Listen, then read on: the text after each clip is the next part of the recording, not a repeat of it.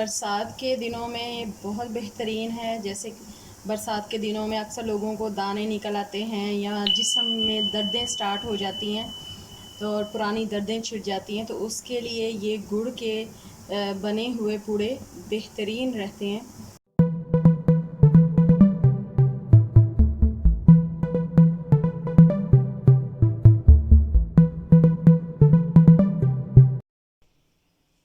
السلام علیکم ویورز.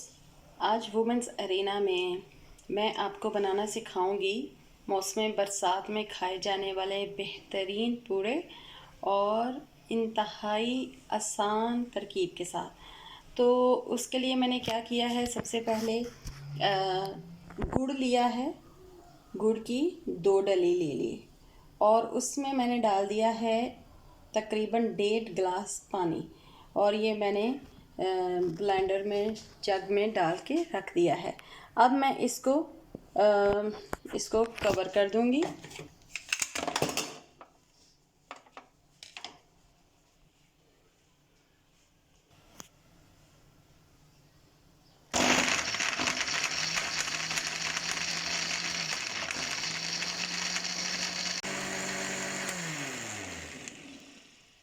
اب جب کہ سارا گڑ اس پانی میں مکس ہو گیا ہے تو اب ہم اس میں 1 باؤل آٹے کا ڈالیں گے.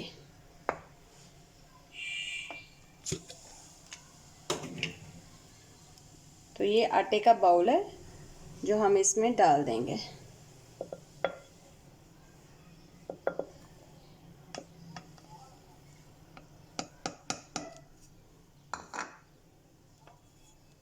آج میں ہاتھ سے ہی بنا رہی ہوں ویڈیو، اس لیے کیمرہ بھی کچھ زیادہ ہی ہل رہا ہے. تو اب ہم اس پہ کور کر کے اس کو دوبارہ چلا دیں گے تاکہ یہ اچھی طرح سے مکس ہو جائے.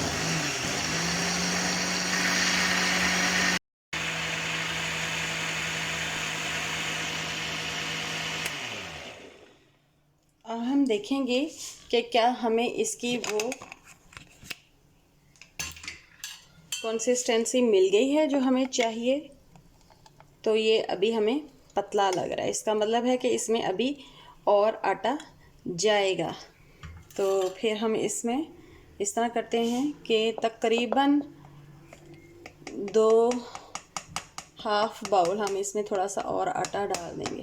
اچھا، اس میں ایک چیز کا یہ بھی بہت خیال رکھنا ہے کہ اگر میٹھا زیادہ ہو جائے گا تو وہ پھر آپ کا پین کے ساتھ نیچے پوڑے چپکتے ہیں.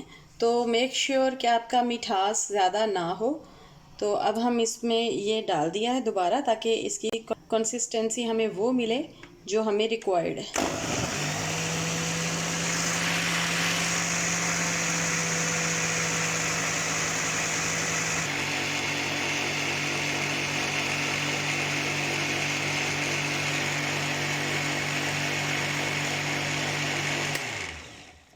ہم اسے اتنی دیر تک بلینڈ کریں گے کہ ہمیں لگے کہ اس کی اب ساری گٹھلیاں ختم ہو گئی ہیں.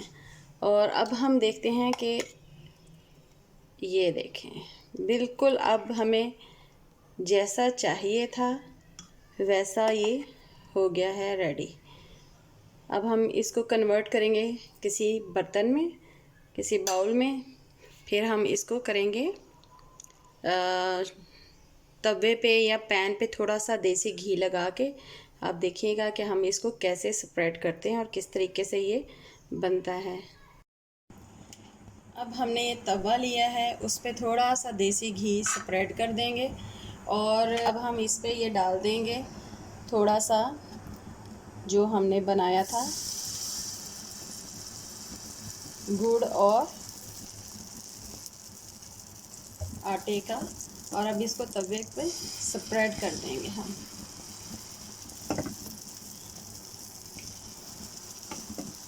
آپ چاہیں تو اس میں تھوڑی تھوڑی سی وہ کوئی نہ کوئی جیسے سونف بھی آپ ڈال سکتے ہیں، کوئی اس ٹائپ کی چیزیں.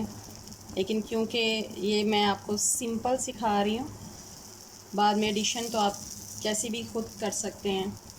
تو اب جب یہ ایک طرف سے تھوڑا پک جائے گا تو یہ دیکھیں تھوڑا سا پھولنا شروع ہو رہا ہے اور یہ اس میں ایئر ببلز بن رہے ہیں. اٹس مین نیچے سے اس کو صحیح ہیٹ پہنچ رہی ہی ہے. اس کے اس طرف بھی ہم تھوڑا سا دیسی گھی لگا دیں گے.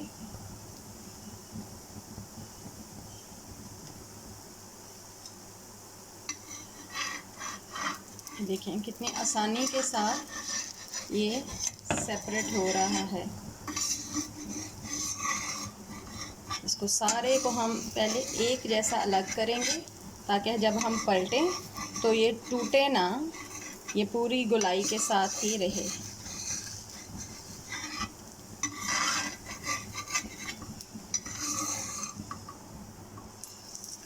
یہ دیکھیں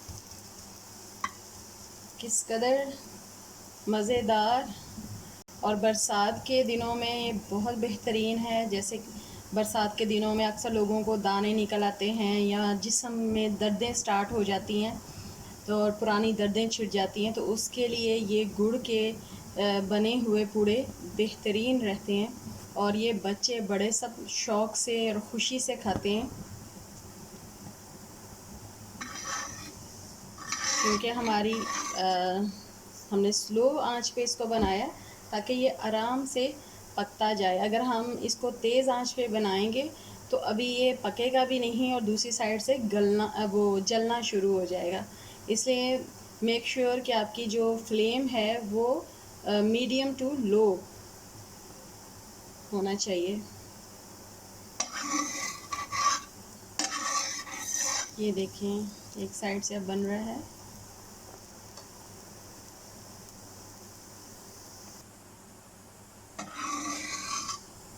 یہ دیکھیں ہمارا اس طرف سے بھی کتنا بہترین بن گیا ہے.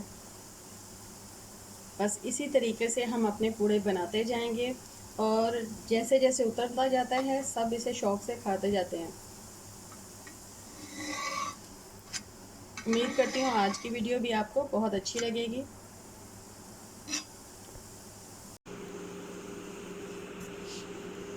اور اگر آپ دیکھیں تو یہ بہت سافٹ ہے، ایزیلی